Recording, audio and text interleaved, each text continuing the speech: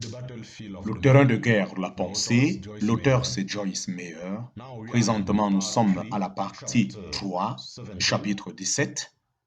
Partie 3, chapitre 17. Que quelqu'un le fasse, que quelqu'un d'autre le fasse pour moi. Moi, je ne veux pas prendre la responsabilité. Que quelqu'un d'autre le fasse pour moi. Moi, je ne veux pas prendre la responsabilité. Partie 3, le titre de cette partie 3, c'est la mentalité du désert. Nous sommes maintenant à la mentalité du désert, point numéro 2. Chapitre 17, que quelqu'un d'autre le fasse pour moi. Moi, je ne veux pas prendre la responsabilité. Mentalité du désert, verset 2. Le verset, c'est Genèse, chapitre 11, verset 31. Genèse, chapitre 11, verset 31. Et Terah prit Abraham, son fils, et Lot, le fils de Haran, et son grand frère, et Sarah, sa belle-fille, et c'est ainsi qu'ils sont partis et quittant de Ur en Chaldée jusqu'à la terre promise. Mais ils sont arrivés à Haran, il est resté à ce niveau. Genèse chapitre 11, verset 31, et Terah a pris Abraham son fils, et Lot le fils de Haran, son grand frère, et Sarai sa belle-fille, et la femme d'Abraham, et ainsi ils sont partis quittant de Ur, de Chaldée, pour la terre de Canaan, mais lorsqu'ils sont arrivés à Haran, il est resté là. Genèse chapitre 11, verset 30. La responsabilité, elle est définie comme notre réponse envers Dieu d'accomplir ce qu'il doit faire. Ainsi, être responsable veut dire répondre à l'opportunité que Dieu a placée devant nous. Que Dieu a placée devant nous.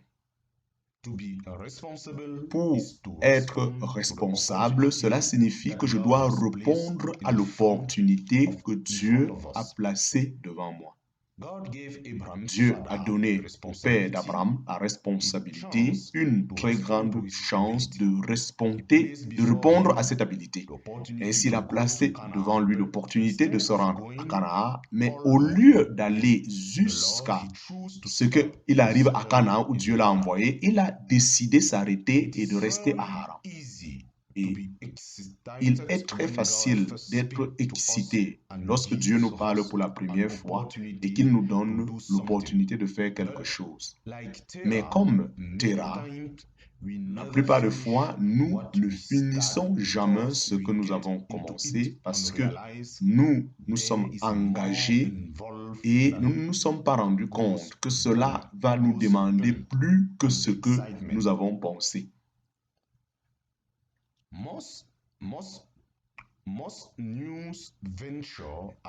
Ainsi, la plupart des nouveaux aventures, c'est très excitant parce que bon, c'est nouveau, mais cette excitation peut conduire quelqu'un pour un chemin, mais ne pourra jamais le conduire jusqu'au bout. Ainsi, la plupart des croyants font ce que la Bible, la plupart des croyants font ce que Terah, le père d'Abraham, a fait. Ils commencent quelque part pour pouvoir aller, mais en cours de route, ils abandonnent. Et c'est ainsi qu'ils vont abandonner en route et ils aimeraient bien finir leur course, mais ils ne veulent pas toute la responsabilité qui engage ce chemin. Ainsi que si quelqu'un d'autre peut le faire pour eux, ils aimeraient juste recevoir la gloire. Mais les choses ne marchent pas de cette façon.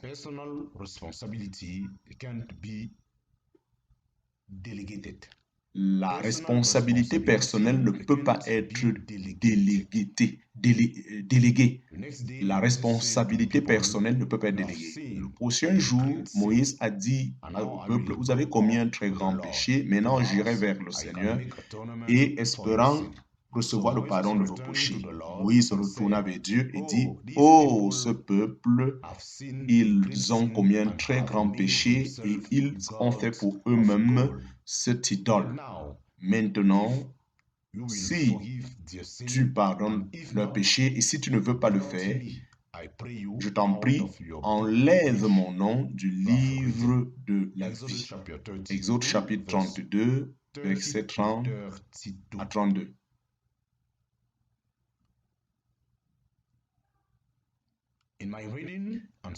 Pendant que je lisais et j'étudiais, je me suis rendu compte que les Israélites ne voulaient pas prendre la responsabilité de quoi que ce soit.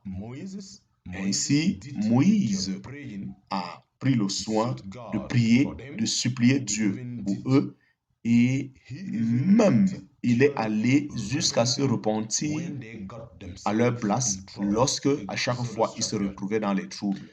Exode chapitre 32, versets 1 à 14.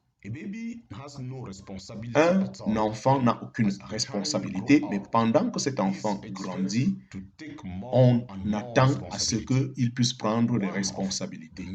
Et l'un des grands rôles de ce parent, c'est d'enseigner à ses enfants d'accepter la responsabilité. Dieu désire aussi enseigner à ses enfants la même chose. Ainsi, le Seigneur m'a donné une opportunité,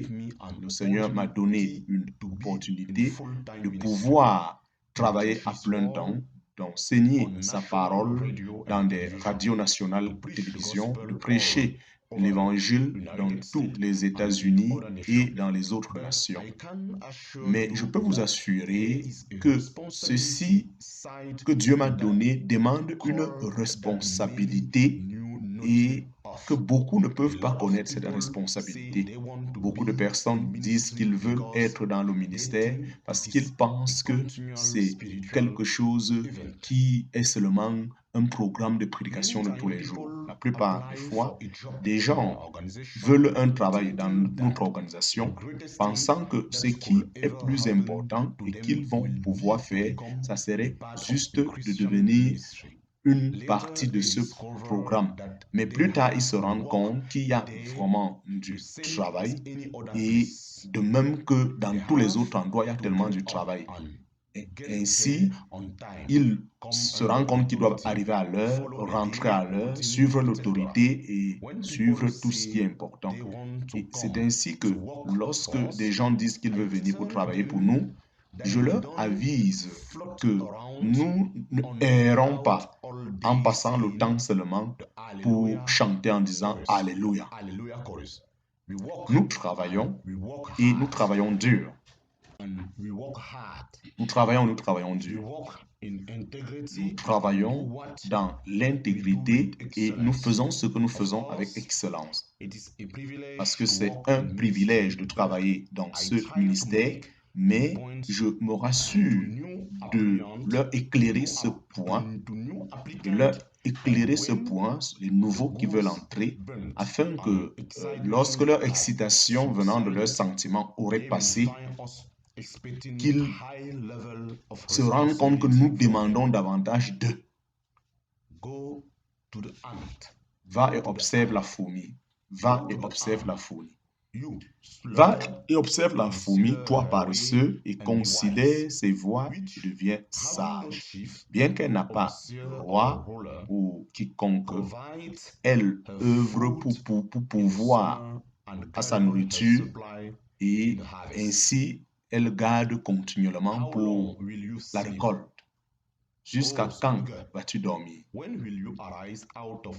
Jusqu'à quand vas-tu sortir de ton sommeil? Juste un peu de sommeil, juste un peu de chute, et c'est ainsi qu'on se couche pour dormir. Ainsi, la pauvreté ne pourra que venir vers toi comme un voleur ou comme quelqu'un qui se déplace, mais certainement, en vivant ainsi, ça ne serait que misérable. Ça serait misérable. Proverbe chapitre 6, versets 6 à 11. Ainsi, cette mentalité paresseuse que les Israélites avaient été l'une des choses qui leur a gardé dans ce désert pendant 40 ans, faisant d'un voyage de 11 jours 40 années. J'aime lire ce passage dans Proverbe où notre attention est attirée vers cette fourmi qui, n'ayant aucun superviseur ou un maître, mais se rassure et entretient sa famille. Ainsi, les personnes qui devraient toujours avoir quelqu'un d'autre pour les pousser ne vont jamais rien faire de grand. Ceux qui font toujours ce qui est droit lorsqu'on les observe, et ils ne pourront pas aller loin de tel genre de personnes. Ils peuvent être motivés de l'intérieur, mais pas de l'extérieur. Nous devions vivre notre vie devant Dieu, sachant qu'il observe toutes choses et que notre récompense viendra de lui si nous persistons en faisant ce qu'il nous demande de faire. Beaucoup sont appelés, mais peu sont choisis.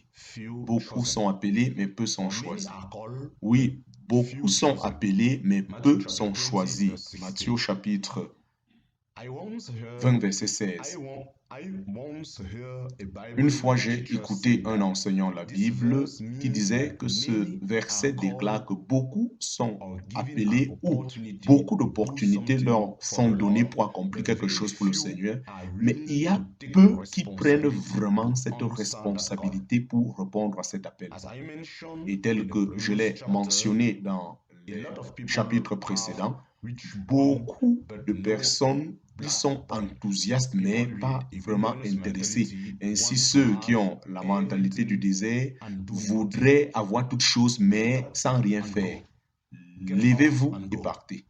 Après la mort de Moïse, le serviteur de l'Éternel, le Seigneur dit à Josué, fils de Nun, Moïse, mon ministre, Moïse, mon serviteur, est mort. Maintenant, lève-toi et prends sa place. Va vers ce Jourdain, toi et tout ce peuple, dans le pays que je te donne et aux Israélites. Toute place sur laquelle la plante de tes pieds pourra toucher, je te le donne, comme j'ai promis à Moïse. Josué chapitre 1, versets 1 à 3. Lorsque Dieu a parlé à Josué de la mort de Moïse et qu'il devrait prendre la place de Moïse et conduire le peuple dans le Jourdain, dans la terre promise, cela signifiait beaucoup de nouvelles responsabilités pour Josué. Ainsi, la même chose est vraie pour nous pendant que nous avançons pour obtenir notre héritage spirituel. Vous et moi ne pourrions jamais avoir le privilège de nous tenir et de rendre ministère envers Dieu si nous ne prenons pas l'engagement de prendre notre responsabilité très au sérieux. Ainsi, maintenant est le temps favorable. Ainsi, maintenant est le temps favorable. Ainsi, maintenant est le temps favorable. Celui qui observe le vent, c'est-à-dire qu'il attend que toutes conditions soient favorables, il ne pourra jamais s'aimer. Et celui qui regarde les nuages ne pourra jamais récolter. Ecclésiaste chapitre 11, verset 4. En 1993, lorsque Dieu a montré à David et à moi qu'il voudrait que nous commençons à nous rendre à la télévision, il m'a dit, je te donne une très bonne opportunité d'aller à la télévision.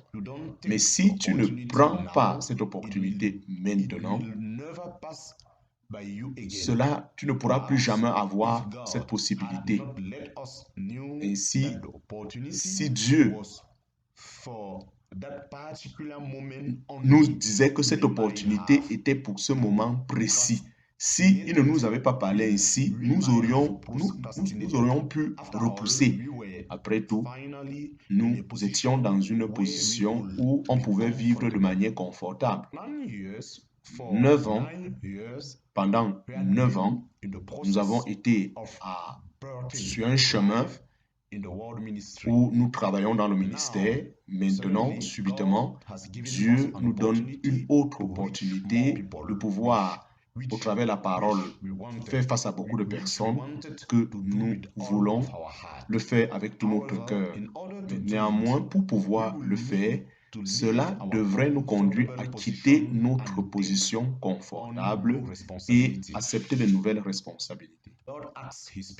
Ainsi, lorsque Dieu demande à son peuple de faire quelque chose, il y a toujours une tentation d'attendre le moment opportun. Acte 24, verset 25. Il y a toujours la tendance d'attendre jusqu'à ce que cela ne nous coûte rien ou que ça devienne facile. Je vous encourage à être une personne qui n'a pas peur de la responsabilité. Ainsi, en rencontrant la résistance, vous allez vous bâtir et être fort. Si vous faites seulement ce qui est facile, vous allez seulement demeurer faible continuellement. Dieu espère, Dieu souhaite que vous et moi, nous soyons responsables et que nous prenons la responsabilité de tout ce qu'il nous donne lorsqu'il nous demande de faire quelque chose. Dieu souhaite, vous et moi, que nous soyons des personnes responsables et que nous prenons soin de tout ce qu'il nous donne. Et que nous le faisons et que nous produisons de bons fruits. Si nous n'utilisons pas les dons et les talents que Dieu nous a donnés, alors nous ne sommes pas responsables de ce qu'il nous a confié. Soyez préparés, soyez préparés. Préparez-vous.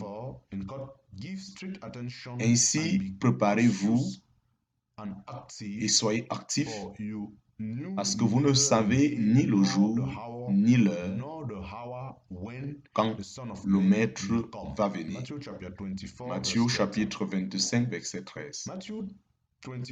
Matthieu chapitre 25 est un chapitre dans la Bible qui nous enseigne comment est-ce que nous devions œuvrer pendant que nous attendons le retour du Maître. Ainsi, les 12 premiers versets nous présentent les 10 vierges, 5 qui étaient folles et 5 qui étaient sages. Les folles, elles ne voulaient pas faire quelque chose d'extra afin d'être sûres et préparées pour rencontrer le Maître quand il reviendra. Ainsi, elles ont fait juste le minimum qu'elles pouvaient. Elles ne voulaient pas faire quelque chose d'extra. Ainsi, elles ont juste pris l'huile nécessaire pour leur lampe. Ainsi, les vierges sages, par contre, elles sont allées au-delà de ce qui devrait être fait. Ainsi, elles ont pris de l'huile à l'extra pour être sûres qu'elles vont être préparées pour attendre pendant longtemps. Ainsi, lorsque l'époux est arrivé, les folles se sont rendues compte que leur lampe était en train de s'éteindre et à cause de ça, elles auraient voulu que les vieilles sages leur prêtent un peu de leur huile. Et c'est ainsi toujours le cas. Les personnes qui sont paresseuses et qui ne s'engagent pas dans les responsabilités souhaitent toujours et aiment ceux qui font bien et veulent que ceux-là font ce que eux qui sont paresseux devraient faire. Utilise ce qui t'a été donné. Utilise ce qui t'a été donné. Toi, méchant et mauvais serviteur. Toi, méchant et mauvais serviteur. Matthieu chapitre 25, verset 26. Matthieu chapitre 25 écrit une fois de plus une parabole où Jésus-Christ nous parle de 3 serviteurs à qui des talents ont été donnés et ces talents appartenaient à leur maître. Ainsi, le maître s'est rendu dans un pays très éloigné, espérant que les serviteurs vont prendre soin de tout ce qui leur a été donné pendant qu'ils seraient loin. Ainsi, celui à qui on avait donné 5 talents, il a utilisé, il a investi et il a gagné 5 autres. Ainsi, l'homme à qui on avait donné 2 talents, il a fait la même chose. Mais l'homme à qui on avait donné 1 talent, il a enterré dans la terre parce qu'il était rempli de peur. Il ne voulait pas l'utiliser n'importe comment. Il avait peur de la responsabilité. Lorsque le maître est retourné, il a commandé à ses 2 serviteurs qui avaient pris ce qu'il leur a donné et ils ont pu valoir cela. Mais pour celui qui avait enterré son talent et n'a rien fait de ce talent, il lui a dit, « Toi, méchant et mauvais serviteur, paresseux. » Ainsi, il a ordonné que ce talent lui soit pris et qu'on le remette à l'homme qui avait les 10 talents, et c'est ainsi que ce serviteur doit être puni sévèrement. Je vous encourage de pouvoir répondre à l'habilité et à la capacité que Dieu a placée en vous en faisant tout ce que vous pouviez avec cette responsabilité, afin que lorsque le maître pourra retourner, que vous ne lui donnez pas seulement ce qu'il vous a donné, mais que vous lui donnez au-delà. La Bible clairement nous montre que c'est Dieu, c'est la volonté de Dieu pour nous que nous portons des bons fruits. Jean chapitre 15, verset 16. La Bible clairement nous enseigne que c'est la volonté de Dieu pour nous que nous portons des bons fruits. Jetez vos fardeaux et non pas la responsabilité. Jetez vos fardeaux et non pas la responsabilité. Humiliez-vous sous la puissante main de Dieu et il va vous exalter au moment opportun. Jetez tous vos fardeaux sur lui parce que lui, il prend soin de vous. 1 Pierre chapitre 5, versets 6 à 7. Ainsi, n'ayez pas peur de la responsabilité. Apprenez à jeter tous vos fardeaux, mais non pas votre responsabilité. Certaines personnes, ils apprennent à ne pas s'inquiéter de quoi que ce soit. Ainsi, ils deviennent des experts à abandonner toutes leurs responsabilités et c'est ainsi que même jusqu'aux responsabilités, ils abandonnent. Fixez votre mentalité de faire ce qui est en face de vous et non pas de fuir parce que cela est un challenge pour vous. Rappelez-vous toujours que si Dieu vous donne, quel que soit ce que vous lui demandez, il y a une responsabilité qui va avec la bénédiction. Si vous louez une maison, Dieu souhaite que vous preniez soin de cela.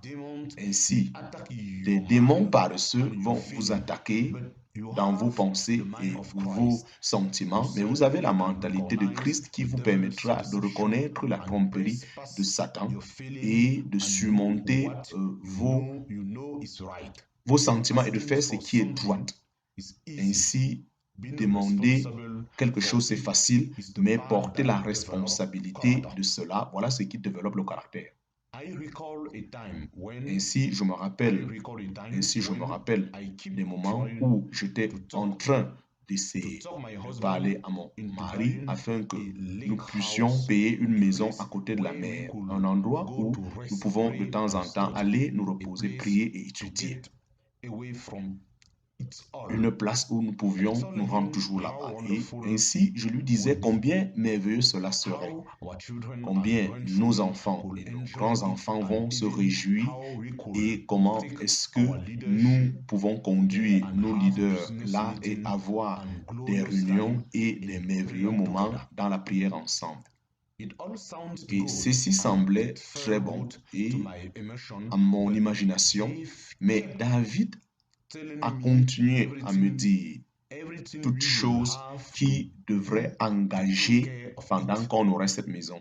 Il m'a rappelé combien déjà nous sommes très occupés et que nous n'avons pas du temps pour être responsables d'une autre maison si on devrait prendre. Il m'a dit concernant combien on devrait entretenir les paiements des factures et il m'a dit il serait mieux que nous louons une place où nous n'aurions plus besoin de prendre aucune responsabilité lorsque nous aurions quitté. Et moi, je regardais seulement dans un côté émotionnel de cette situation, mais lui, il regardait le sens pratique. Et à chaque fois que nous prenons une décision, nous devions tout faire pour regarder les deux côtés. Non pas seulement ce qui serait très joyeux, mais la responsabilité que cela nous demanderait aussi. Ainsi, oui, une maison auprès de lac, elle est parfaite pour ceux qui ont assez de temps pour investir. Mais nous, on n'avait pas tout ce temps. Ainsi, en réfléchissant profondément, je le savais, mais pour le désir que j'avais, j'ai essayé continuellement de parler à David qu'on achète. Mais je suis joyeux parce qu'il est resté ferme. Et s'il ne l'avait pas fait, je suis sûr que nous aurons payé cette place. Et on l'aurait gardé pour peu et après, on aurait été obligé de revendre parce que ça devrait nous donner trop de travail. Et ceci est arrivé plus tard un de nos frères, et ceci est arrivé plus tard qu'un de nos frères nous a acheté une maison et a permis que nous utilisions à côté du lac, une maison à côté du lac a permis que nous utilisions de temps en temps. Et ainsi, si nous utilisons la sagesse, on peut voir Dieu qui répond à nos besoins. Ainsi, toute personne qui opère avec la mentalité de Christ, il pourra marcher dans la sagesse de Dieu et non pas selon ses émotions. Bref, soyez responsables.